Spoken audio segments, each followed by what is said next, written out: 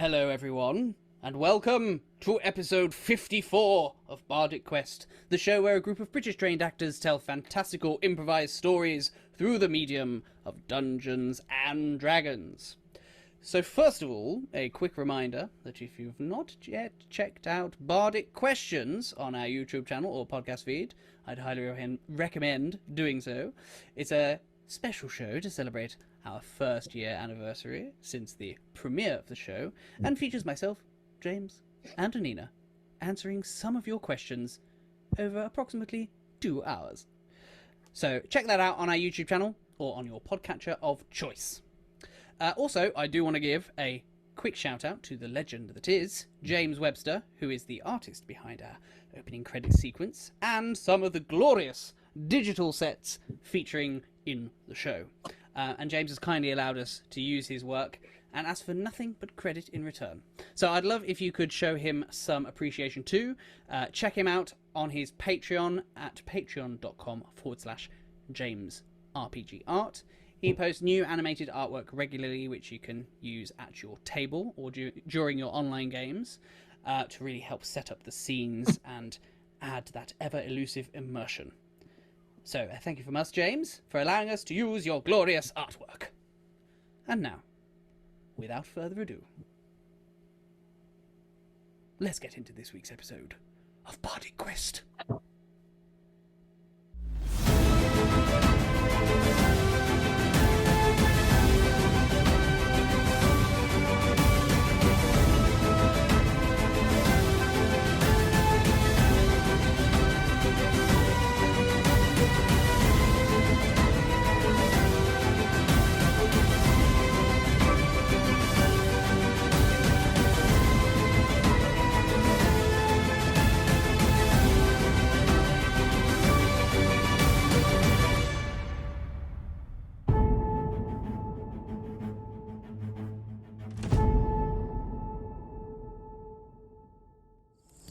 Last time, Thorik and Johann ventured deeper into the Neverwinter Wood, under directions from Agatha, seeking the Cragmore Castle and hopefully their friend Gundren Rockseeker.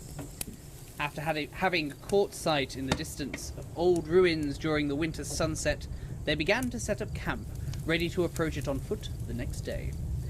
However, as they began to do so, they heard shouting in the forest beyond and chose to investigate.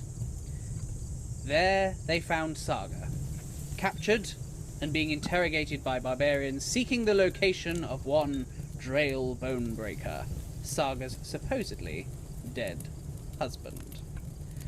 Using multiple strategies, Thorik and Johann undertook a rescue operation, turning the leaders of Saga's captors into somewhat of a pincushion before defeating him. And upon Ridrill's defeat, the remaining 3 barbarians present pledged themselves to Saga, declaring her their new chieftain. Thorik and Johann got to work burying Ridrill, and Saga expressed her delight in finally seeing Thorik and Johann again, especially Johann. We now pick up in the middle of the night. Johann has ventured out of camp, presumably with a desire to gather his thoughts, while Saga and Thorik are sat within camp, ready to settle for the night. What would you like to do? I'll take last watch, if you don't mind. Sure thing. I'll get some early talk with the big lady upstairs. Yeah, thanks. He got quite a few good hits in. I need to rest. Are you sure you need to I mean, I can take your watch, I don't mind. No, I'll take last watch. I want to. And Saga. Yes. It's good to have you back. It's good to be back.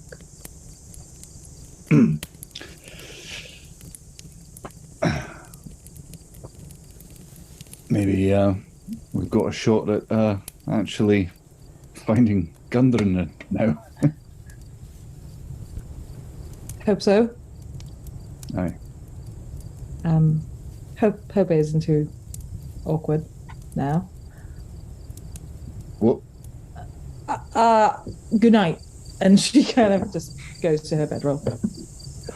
Thorik catches on way too late. He's like, oh, about the kit. Good night. Right. Sort of turns around and comes face to face to the three barbarians. Right. Well, you three pop it over there. Is there any particular arrangement, formation, or anything that you'd particularly want to? I mean, you are surrounded by forest in all directions, essentially, with where you're camped. So you have three of them. You can either... I mean, last session I told them to guard the perimeter, so Okay, I was kind of so imagining they're sort of... circled around. Yeah. Triangle formation. Yeah. Okay, fine. Okay, so you settle down then, Saga. And she's exhausted. She kind of just slumps on her bedroll. So, Thorik. Let's first of all do a constitution saving throw for you, first of all, just to see how well you manage to stay awake during your watch. 16. 16, okay. Yeah, so you're, after quite the eventful day, well, eventful few days in fact, you managed to stay awake without much issue, staring into the campfire, seeing your breath hitting the air around you. Is there anything that you'd like to do on your watch? Well, to be honest with you, Thorik was probably thinking that he'd like to have done a bit of foraging, maybe get a proper meal together, but the likelihood now is that that's probably not going to happen, since we spent dinner time and camping time getting the shit knocked out of us. So he's probably just he's not really shown it, but when Thorik maybe thinks that he's not being viewed as much, the age kind of shows in him, and he kind of unhooks some of his armor and like starts to tend to his own wounds a little bit, because he, as much as other people equally so, he did actually take a fair beating himself, and he's just gonna try and patch himself up a little bit before bed, and just make sure he's like things are clean and comfortable for him to actually take a rest. Okay. In which case, then, do you want to utilize the short rest mechanics during this time? I guess not. I mean, if we have enough time to have like a long rest, as long as we complete. Yeah, I mean, the suggestion being that the long rest is completed. You receive the long rest after the whole rest time. So if you wanted to patch up wounds, let's say, for example, you were interrupted your long rest by something, you're right. You would be at risk of, because you are on low hit points. You know what, Wayne? The choice is yours, of course. No, you speak well, sir. I will utilize a short rest, and I will use one hit die. Okay. So I will use one of these boys. Let's just roll that. I regain 8 HP. Not too shabby. So yeah, he's feeling a little bit better, but he definitely took a beating.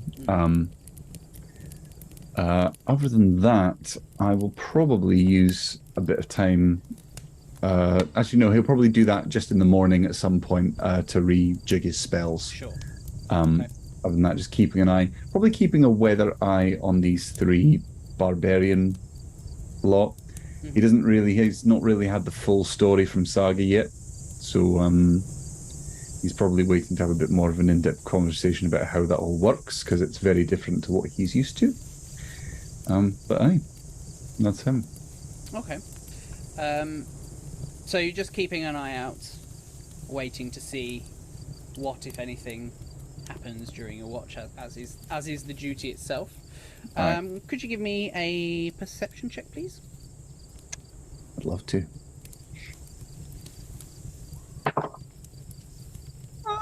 I'd say 12. Okay.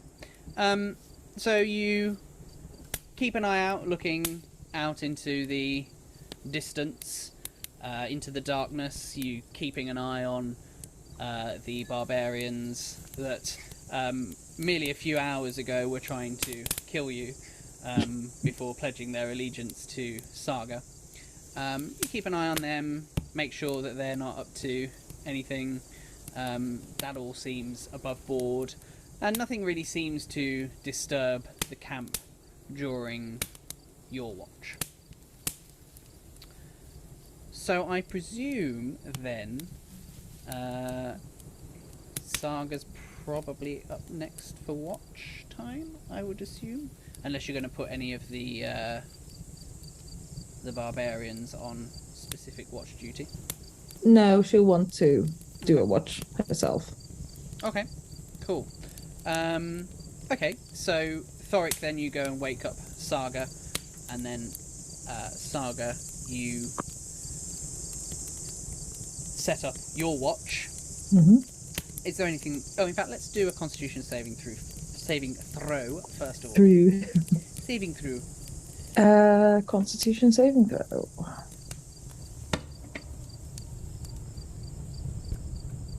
11. Okay, great. So you've got a lot on your mind right now. Mm-hmm. So Yep. if anything, it's probably difficult for you to sleep. So perhaps this watch time is a welcome break for Saga, just to clear her head in a conscious way as opposed to in her sleep. Is there anything that you would like to do? Yes. Once she's sure that Thorik's like actually asleep and not like waiting to sleep, she does keep an eye on like see if Johann's back. He's not. She's a bit worried, but she brushes it aside for now. She's gonna walk away from the campfire. Okay. These three barbarians, would I recognize them? Like, are they like, oh, that dude from whenever? Or are they just like, oh, just new muscle I've not seen before? At risk of revealing a little, how long ago would you say it was that you were last? 7 months. 7 months. Okay, then yes, you definitely would recognize I know them. These. They are brothers Ivor and Grigor Stormwind, and the other is Ivor and Grigor. Boar Hornclaw. Ivor and Grigor. Right. From my knowledge, which one of them is the smartest?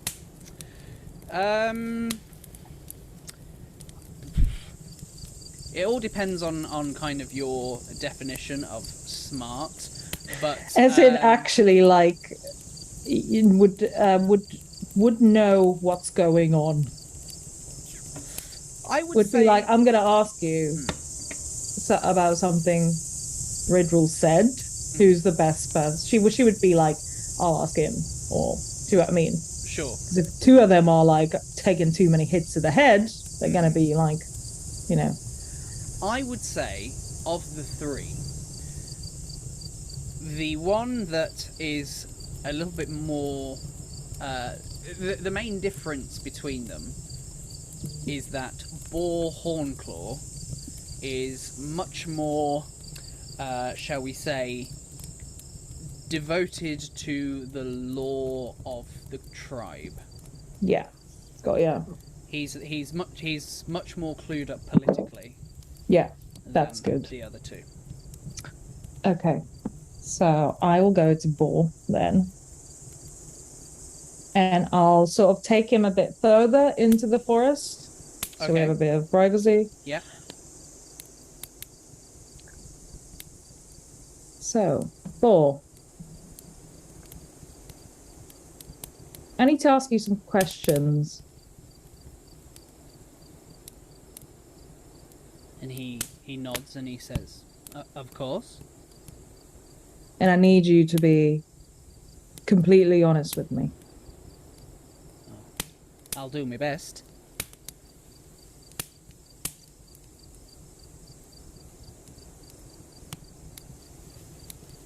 Did you actually see any sign of Dryle when you were with Ridrel? Did I see him? Did any of you see any actual evidence that he's alive? Well, I mean, we didn't see him. No. She sighs because this is painful.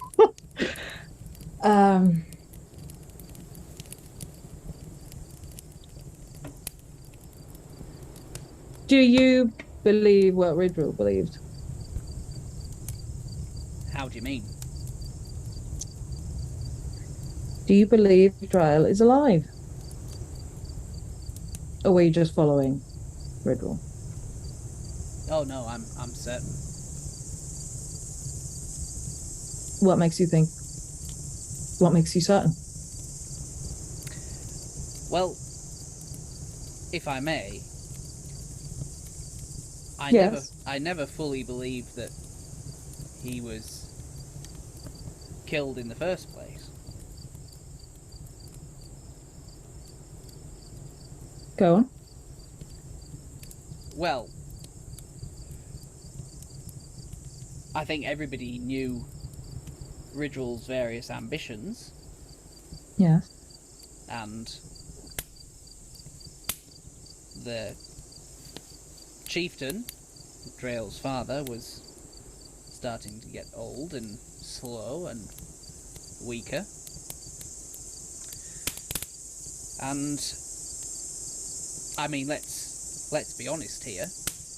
Ridrel had his own desires in relation to yourself, of course. Yes. It just seemed a little convenient for Ridrel for him to disappear, and there was no body ever found or recovered. We just come back with some of his personal effects, and as far as I'm concerned, unless you see a body, then it's still up for debate. I did find it odd, seeing as he was the best fighter.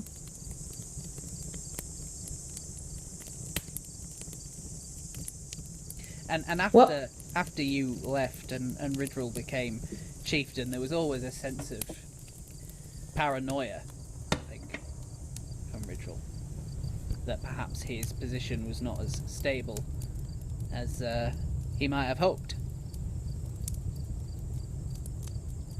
I see. I have no reason to believe that Dryle is dead. Let's put it that way.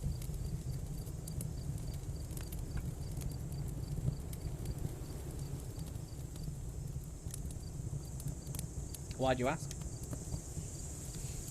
Well, he is my husband. Do you think it's a strange question to ask? No, not at all. No. Just wanted some better understanding as to where your mind might be at. So that That's for me to know. Well, That's yes, personal. but as one of your men, I thought the more I could help, the better. I just need to know if he's alive or not. If he's alive, I believe you follow him rather than me. You believe No. I'll follow him? Yeah. He's Well, a superior fighter. yes, but you're here. He is not. And if he is alive, then he's fled, and you earned your freedom.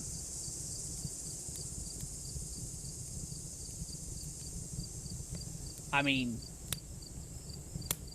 if he is alive, which I think he is,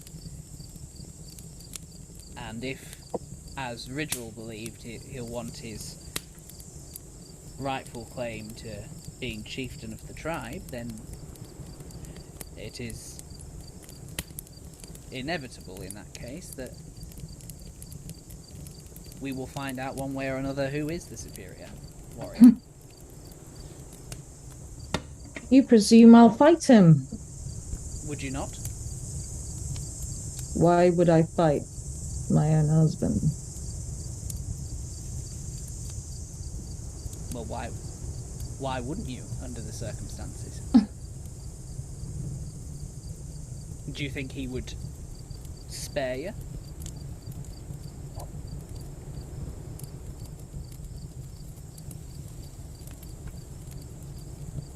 Well, he always told me he loved me, so... Aye, but would he love you as a pretender? What do you mean? Well, that is how you would be seen, I think, by him. What do you mean? Well, his father was chieftain, so he has a claim as chieftain of the tribe. Yes. So what do you mean? So, what I mean is that if he returns, there's only one way for him to claim that title back. And that is to best you in combat. Unless I give it to him. I don't want to go back. Yes, especially... but do you think he would have the respect of the tribe if you were to hand him fair control point. of the tribe? You have a fair point. There is no way that this plays out where you will not have to be challenged.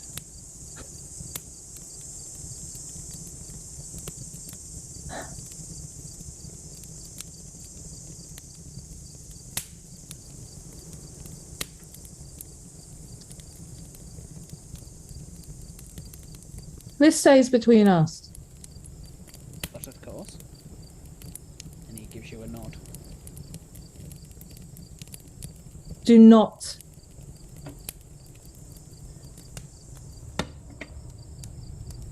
Do not betray me. Because hell hath no fury like a woman scorned. I understand. Now, get out of my sight. And he Guard the cam. turns around and starts strolling around the perimeter. Is there anything you'd like to do? She's going to go back to the campfire. Mm-hmm. She's going to sit. Sort of take a cursory look around, but she's not really. She's too preoccupied to actually keep watch. So she's relying on the extra muscle.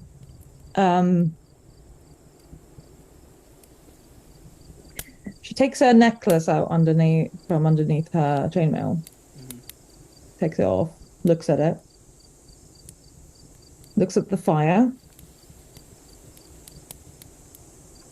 looks at the necklace, and then she tucks it into her pocket. And she waits out to watch. Okay.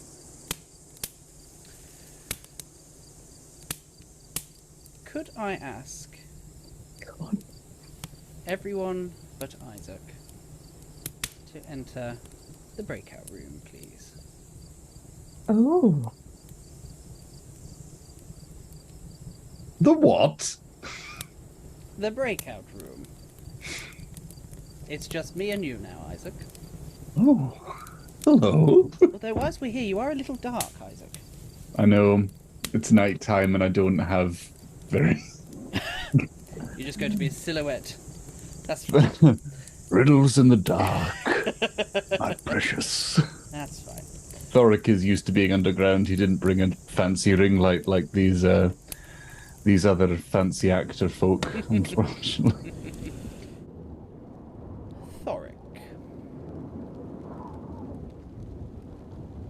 Aye. You are stood on top of grassy hills amidst grassy plains.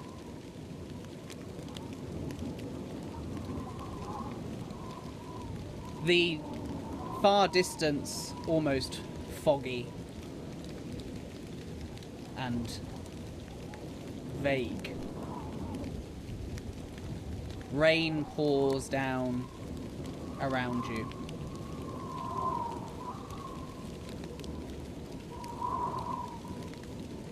And then you turn around and you hear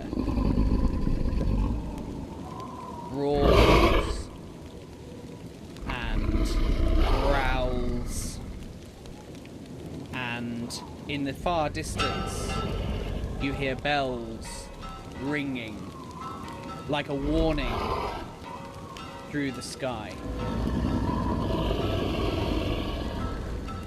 And you see, stood on top of a hill, a dwarf woman. A dwarf woman that you do recognize, that you have only seen once in a single picture within a locket. This dwarf wields a large, ornate battle axe as she crawls, severely wounded, across the floor. A green dragon flies above, spewing poisonous gas across the battlefield, striking down her fellow adventurers and warriors. Is there anything you would like to do? Who is this dwarf woman I'm looking at? From stories you've heard of legend, you suspect that this may very well be Crystrid Silverhorn of centuries past.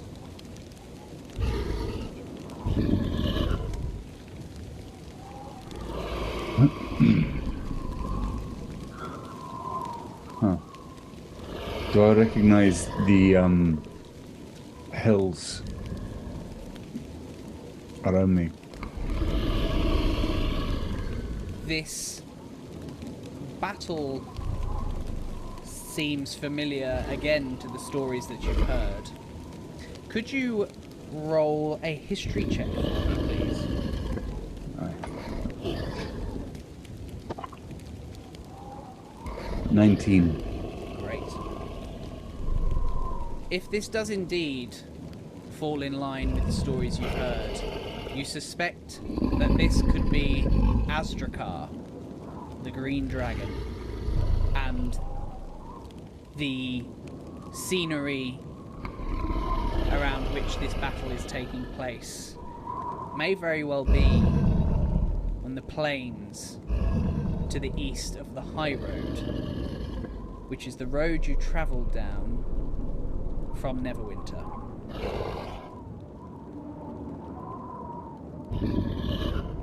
How close is she to me? She is 60 feet away. And is the growling and roaring coming specifically from the dragon or other things nearby? Specifically from the dragon. Okay.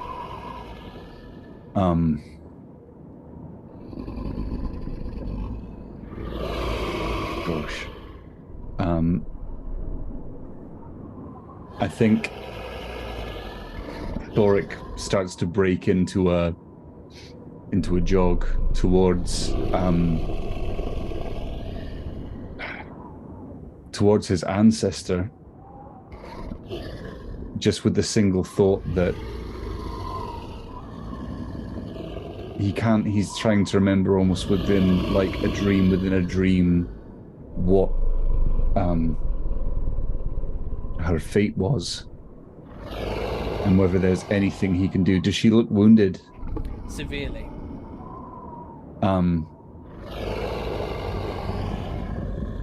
Thorik tries to reach out with the magic and speaks a healing word from this distance while he sprints towards her. I think he just has his sole focus on just preserving her any way he can. He's just kind of his eyes circling overhead, seeing where the dragon's coming from, but he wants to just pour his energy into her. So as you're running towards her, you utter those healing words, and as you reach out your hand, divine light extends from your fingertips, and that light heads directly for a silver horn that she wears around her waist.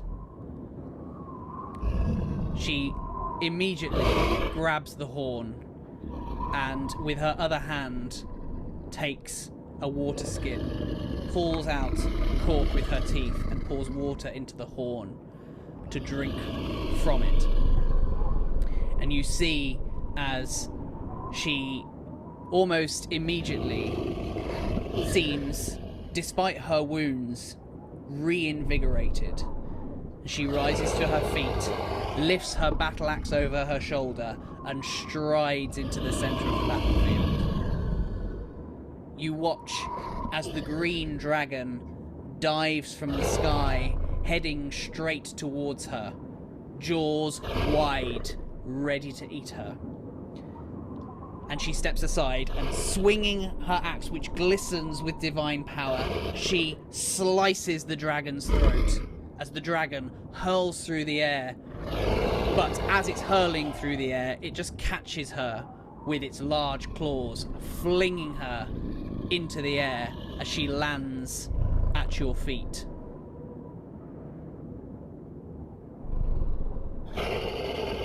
She looks up at you, and you see her eyes widen before you see them become expressionless.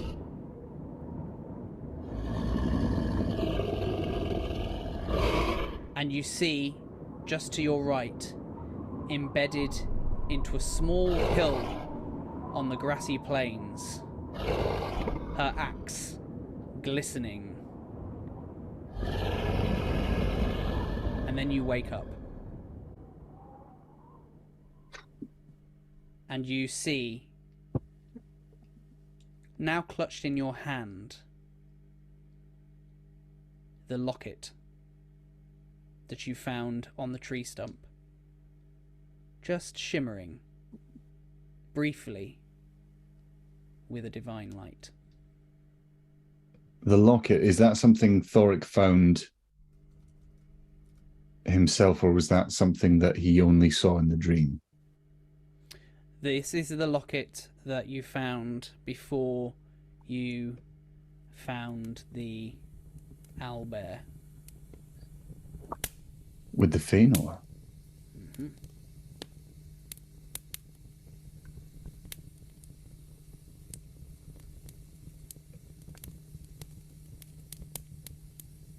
Thorik is deeply troubled.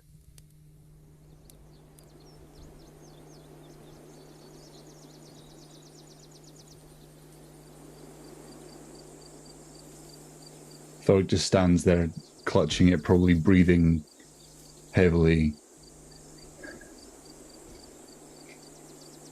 And just takes out and stares at the picture. What was her name again? Sorry. Christrid. Christrid. Now Thorik's awake, can he think how long ago, like what generation of ancestor Christrid would be to him? You're probably talking 3 or 4 generations. And Thorik thinks to himself, is it commonplace amongst other Feanor or other people who follow True Silver to honor members of the Silverhorn family in this way, to carry a locket, or does he suspect that the reason they carry it would mean a more direct relation?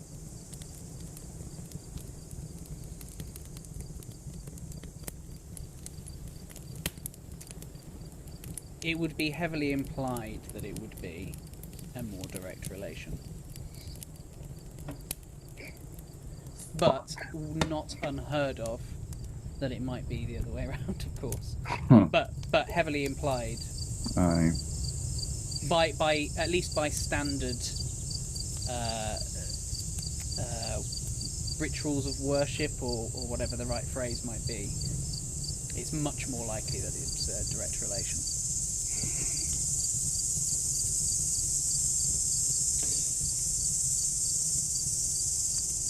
And the place that I saw the battle happen, that was east of the road out of Neverwinter? Correct, yes. Would that line up with, like, where the Tribord Trail is in the woods that we're in? Would that directly correlate to somewhere within the woods that we are now? No, it would be outside of the woods. Okay. Likely to the west from where you are now. Okay. I'm just going to bring the others back in, as you're now back in camp. You're an evil man, Wayne. I do try my best. Oh, he did it again. Is it trauma? Were you traumatized? It's trauma. It's trauma. It's trauma. Thorik is just digesting all of that information, but he is agitated. Is he? So what? He's lying on his roll or mid roll? He's stood up, holding something. Thorik? Hmm? Are you okay?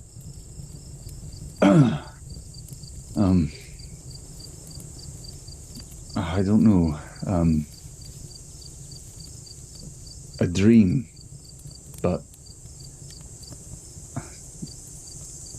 it's difficult to explain. Was it a vision or something? A memory.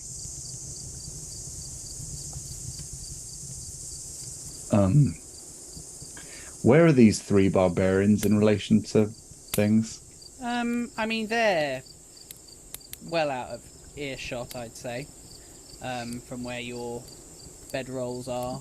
Okay. They're kind of 20, 30 feet away from the perimeter of the camp. Thorik goes close to Saga and shows her the locket. This didn't make sense to me before. And he holds up this locket that it's very clearly dwarven in design. Mm-hmm. It's kind of hexagonal with runes, and there's a picture of a dwarf on the inside. I didn't understand what this meant before. I think it was after you got separated from us, but we found an owlbear, and with it we followed a trail of some items we found on the road, and I think there was one of my kin, not just a dwarf, but a Fane or he kind of struggles with the word, a cleric, a person who follows. A healer. Aye. Like you. Someone that follows Bernard through Silver, but I didn't twig what this meant. I think this belonged to Thorik. Chews the words and probably looks a little shifty. Someone I know. Someone close? Thorik just looks over his shoulder to make sure they're like not being overheard. Just says close. Can you give me some more information than that? I mean, you've seen all my secrets. They're literally right there. And she kind of points in the vague direction of Look, barbarians. well, I'm sorry I'm being cagey. Well, I'm telling you this. I don't use my last name very often because, particularly amongst dwarves, particularly those from the north, and particularly those of my faith, and he kind of rolls his eyes almost at that.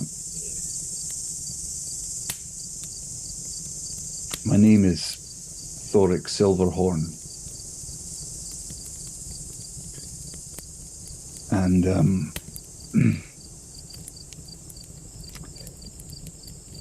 when I said I got leave from the High Priestess of my order, that's true, but the High Priestess of my order is my mum. And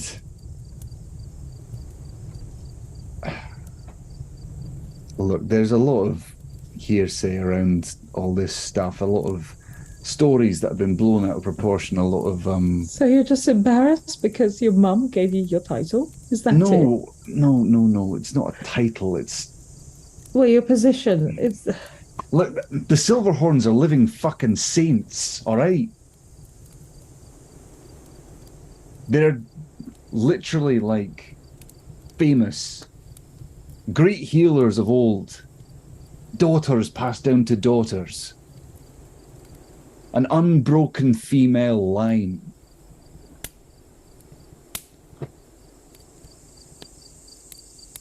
Till now. So you feel unwanted? It's not that. Out of place? I know how that feels. I know, which is why I'm telling you this. I'm sorry, I'm not... I do You're care, fine. I'm just not good at this. You're fine.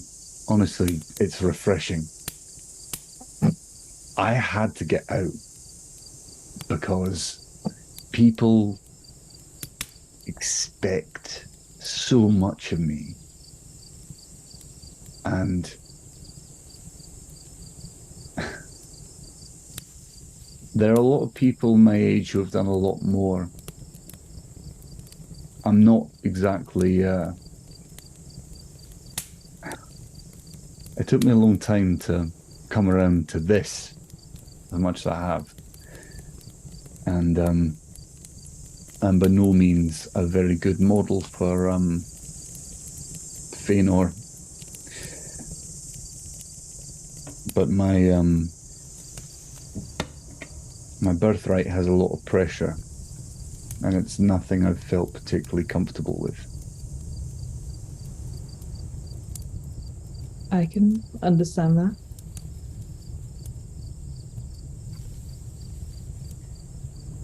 as you're sat, you hear from outside the camp a sudden high-pitched yelp and very heavy, quick footsteps running in your direction. You hear out a cry from one of the barbarians on the perimeter, and you see a shadow dart in front of you. Sergei, what would you like to do? Oh my god! Help! What? They're barbarians! Leave him. He's one of us. You have captured my friends! Lay down your No, weapons. Sergei. Just... You young rascal! Have you been possessed? No. Right, Scottish. Where in Brunor's hairy butt crack have you been? Oh, you know, here and there. Who are these? Who are you? Who are you? The three barbarians are kind of looking at you. They're gripping their axes tight. You three stand down. He's my friend. You got him with your life, Your okay? magical spells? Is they possessed by you? You weird. No, they're human. It's a long story. Just they're on guard. They won't hurt you, Sergei. Don't. This is all well and good. It's.